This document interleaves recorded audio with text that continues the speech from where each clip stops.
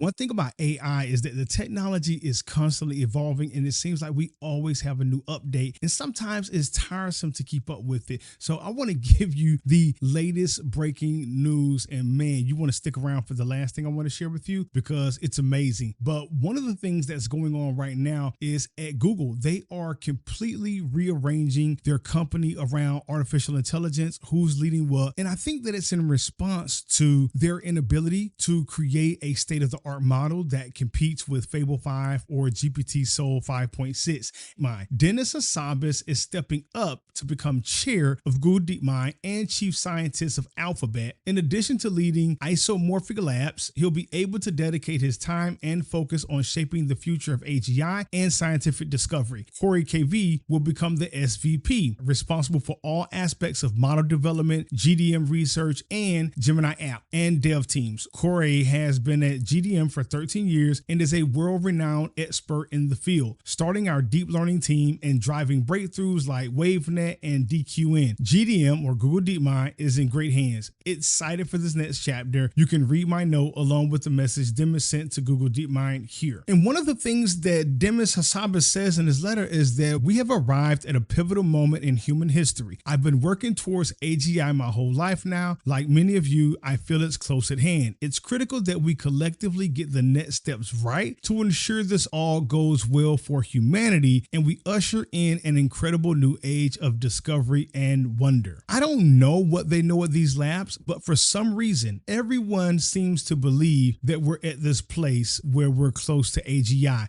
The next major thing that's actually happening right now, ByteDance has launched a new model titled Seed-Realtime, a native audio visual full-duplex LLM. So if you think about the new GPT voice model where it listens and speaks at the same time, it can do both. Now they have one that can watch, listen, and speak. It blends all of the different modes into one. So it's multimodal, always on. And I think that this is slightly better than the new GPT Live model for one reason and one reason only. There are 3 different voice models you can use with OpenAI or ChatGPT right now. They are standard, advanced, and the new GPT Live model. With the advanced model, you can actually do this. You can turn on your live video, you can share your screen, you can do all of that and some. The only difference is the voice model can't speak and listen at the same time. It doesn't have that dual track like GPT Live does. Once they update GPT Live so that it has that dual track with the screen sharing and the live video and photos, etc., then it's going to be the same thing as this. So ChatGPT isn't too far behind this. They're just one update to GPT Live behind this. The next thing I want you to see is this open source film called Hellgrind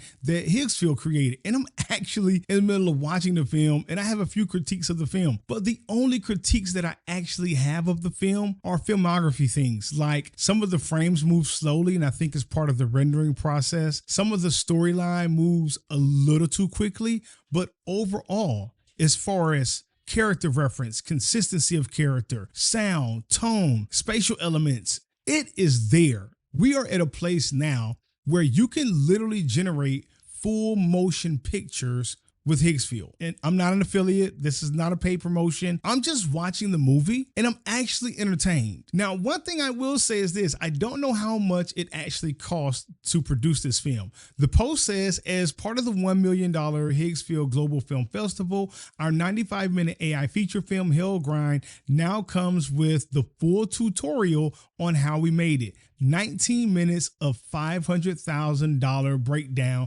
with the real prompts on screen covering character design, crowd scale, and the battle sequences. And so right here, you can see that I'm 33 minutes into the film, and right below it, I think is all the assets for the actual film. So you can see how they created the characters, but they did an awesome job with this. So this is something that I would definitely jump into if I were doing AI films. And that just brings me to one final thing. When it comes to AI, the technology is only half the battle. It's one thing to know how to write a prompt that that generates one of these scenes. But it's another thing if you went to film school, if you study storytelling, or you write novels and you're putting something together for the screen. That's completely different because you understand the shots, you understand the angles, the lighting, the storytelling, the scripts, the lines, the narrative. You understand the character arc, act 1, act 2, act 3. You're going to be so much better with this technology than the regular person. And likewise, when it comes to automating your business or automating your skills or doing anything like that, you're going to know your work better than anyone else. And if you want to work with me to help you automate your business, to build the skills and systems that you need for your own business yourself, I'm not talking about downloading hundreds of generic skills and then dropping them into your Claude or your GPT account and then trying to put something together, something that's custom for you. Then click the link in the description and you can check out my new school community. If you got value out of the video, make sure you hit the like button, subscribe to the channel. I'll put a link to the movie or this first episode. That's episode 1, so maybe there's more in the description, so you can check it out and tell me what you think about it yourself. And until then, take care, have a great day, and I'll see you in the next video.